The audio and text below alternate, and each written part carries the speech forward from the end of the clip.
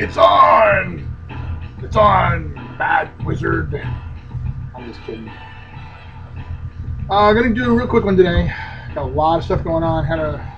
What will be first of the now daily meetings I'll be having with MMK of Savage Mojo as he helps manage the whole process.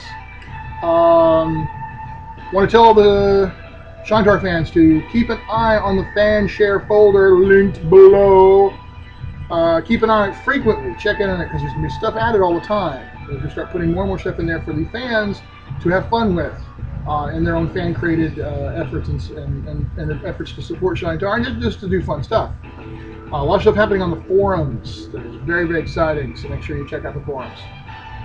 Now, the main thing I want to talk about today is let's have a word about the word canon.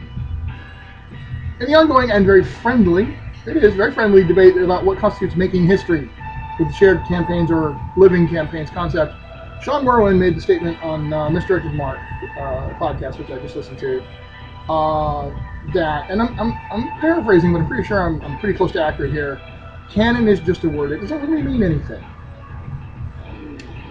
Sorry, Shawn. On that one, I'm really going to have to disagree with you on.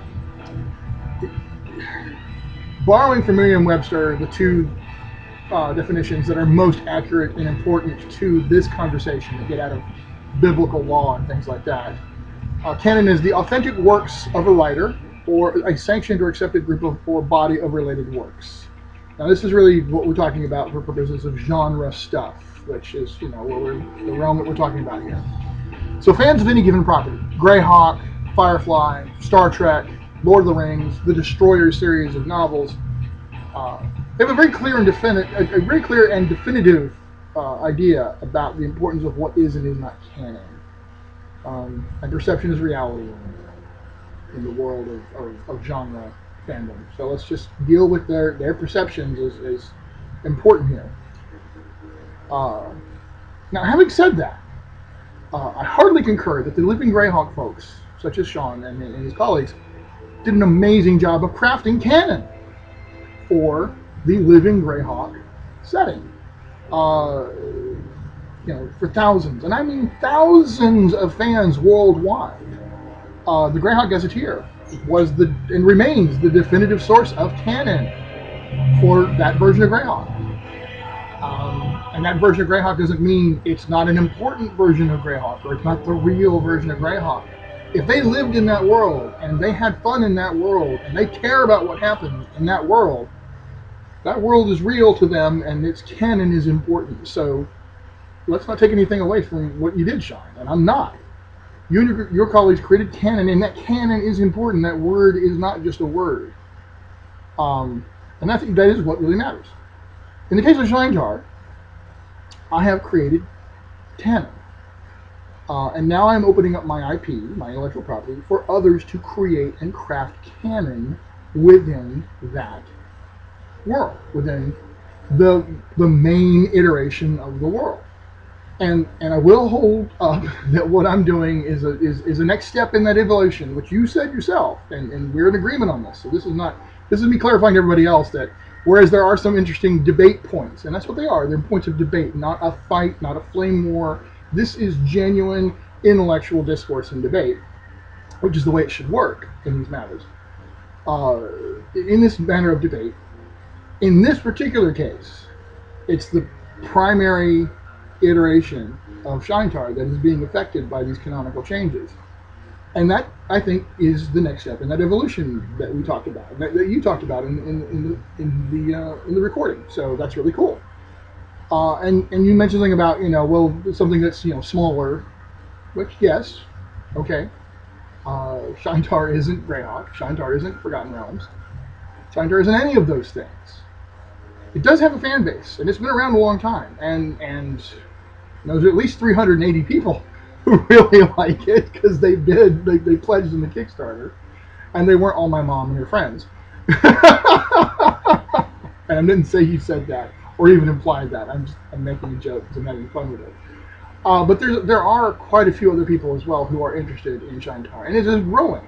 But yes, how interesting is it going to be to see what we do with this, and then see how some of these things could be applied back towards the Dungeons and Dragons fans. I'd be very excited to see if I have an opportunity to provide some influence towards that culture. How exciting would that be? I would be very proud, very, very proud to know that anything I have done might help advance the experience for Dungeons and Dragons fans for the settings that they care about.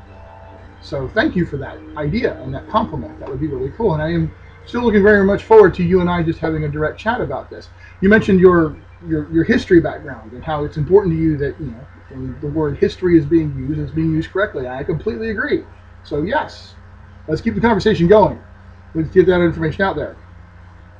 Although you are also correct, that history shows us that lawyers make everything a hell of a lot more complicated, and I don't envy you guys having to deal with the matters involved with lawyers trying to protect IP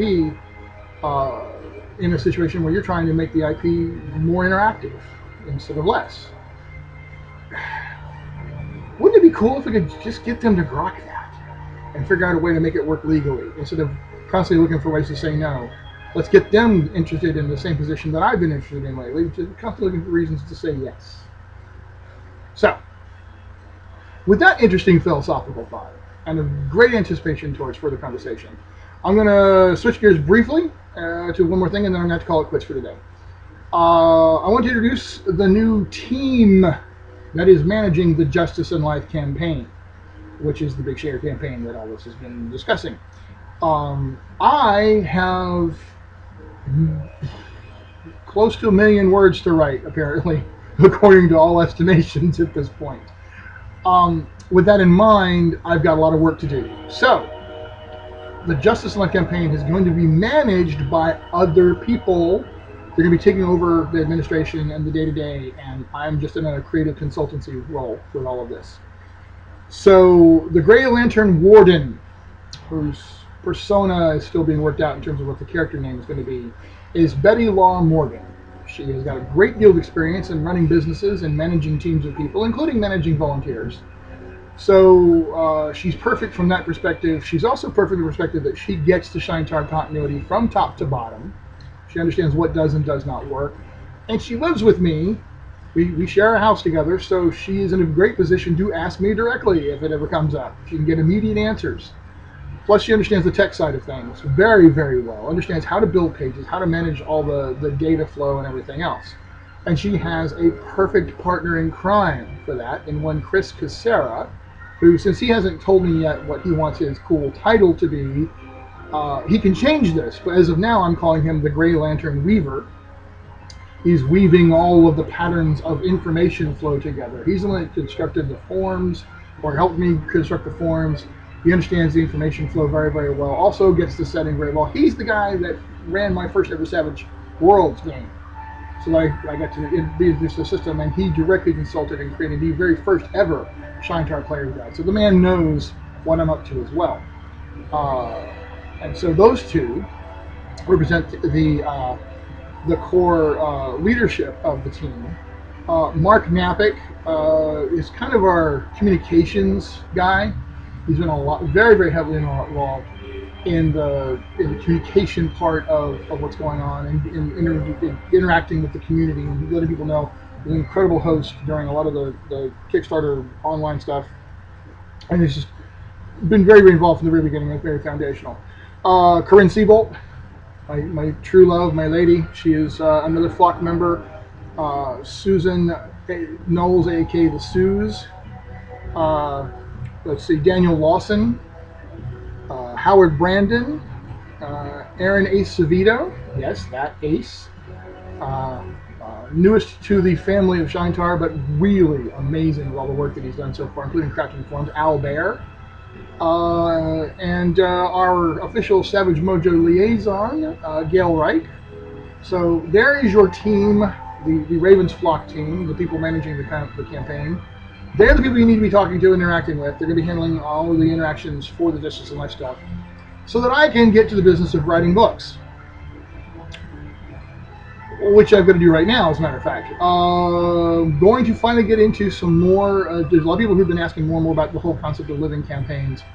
So I'm going to figure out some things I'm going to talk about there, what they are, how they work.